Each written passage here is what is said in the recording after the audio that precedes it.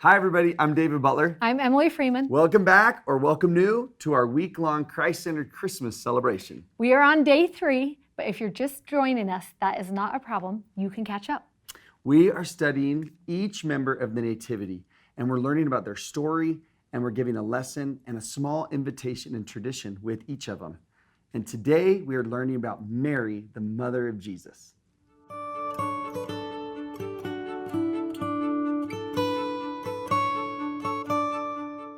Right after Jenny and I got married, we moved over to Hawaii to go to school at BYU Hawaii. And why we ever moved back to this ice tundra of Utah, we will never know. But while we were there living in Hawaii, we had this beach that we loved to go to. Well, 10 years later, we took all of our kids on a big family reunion back to Hawaii. And we went back to that same beach. And while we were there and the kids were all playing in the water and everything, my mother-in-law actually walked up to us. And she kind of put her hand on both of us and she was like, "Look at you two." And I was like, "What?" And then she was like, "Look at you. Could you ever have imagined 10 years ago when you were here that this was going to be your life? That you were going to have these kids, that you were going to have this house and a great job and everything that you have?" And it was super cool to sit there on that same beach and think back 10 years before and be like, man, what did we think our life was going to turn out to look like, you know? I love that thought about your mother-in-law and just that perspective of like taking a minute to stop and ponder and look back at what was going on. It makes me think of, in Luke 2, of Mary. There's that one scripture that you think of in the midst of everything that was going on. She had just had the baby. They're in this stable. All of that is happening. The shepherds have come.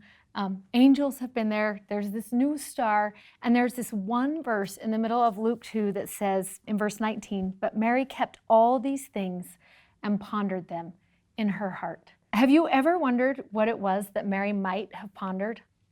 I think to myself that surely she did what all new mothers do. I just imagine that moment when she's holding that baby and she counts those 10 tiny fingers and looks at those little wrinkled toes and just pulls that baby up into her and looks at every single thing about just the miracle of a brand new baby. Or sometimes I think, what about like all the visitors that show up, you know? Unexpected, these shepherds, and they came with stories about angels and glory and all those things. And later, the wise men that just show up unexpected with gifts. Like maybe she thought about some of those things. Do you think she ever wondered what was going to be ahead for them? She knew this was the Son of God. Could she have even imagined that men would leave their entire livelihood to follow him? That his hands would be the means of healing the sick and calming the sea? Or did she ever think about the crown of thorns and the nails in his hands, or kneeling and weeping at the foot of the cross? I think to myself, could she have anticipated that moment when the tomb would be found empty, or when the disciples that she had come to love and revere would testify boldly that he lives? Could Mary ever have imagined what her life would be filled with, being the mother and a disciple of the Son of God?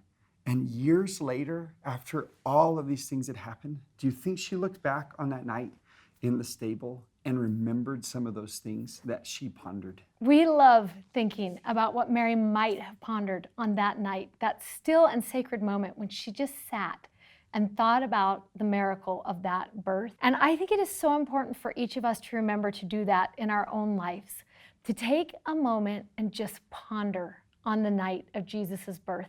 I love to turn down all the lights in my house and turn on the fireplace and turn on just our Christmas tree lights. We have one room that is just full of nativities, the whole entire room.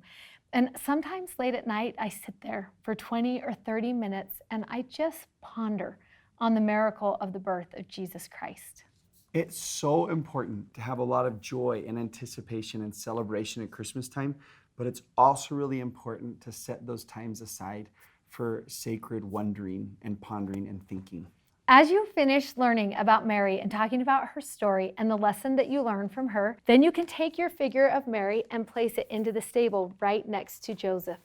As you do that, you'll want to remember what Mary represents. Mary reminds us that we need to find a moment to ponder the events of that sacred night in Bethlehem.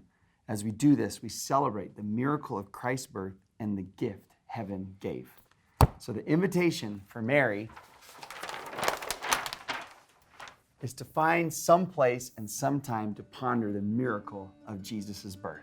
There are so many ways to do this, and let's talk about a couple traditions you might be able to participate in as you are pondering like Mary would have. For some years, when my kids were little, we would decorate heart-shaped sugar cookies and talk about Mary's heart and the thing that she learned. But last year, we started a new tradition. Somebody gave us this little box, and in the box, they said to us, what if on that night, Mary gathered one thing from each of the moments that happened to remember? And a keepsake that she would look back on. Maybe there would have been wool from the shepherds to keep the baby warm.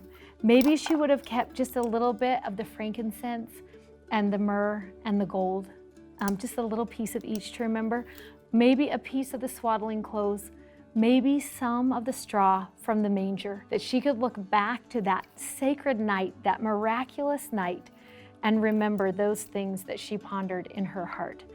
Whatever you choose to do to ponder will be perfect for your family. We just want to make sure you take a second to sit still, to calm everything that's going on around you, and remember the birth of Christ and what happened on that night. Thanks for being with us. That's all we have for the story of Mary. But be excited because tomorrow, day 4, we are doing the lesson from the angels. You can't wait. See you then.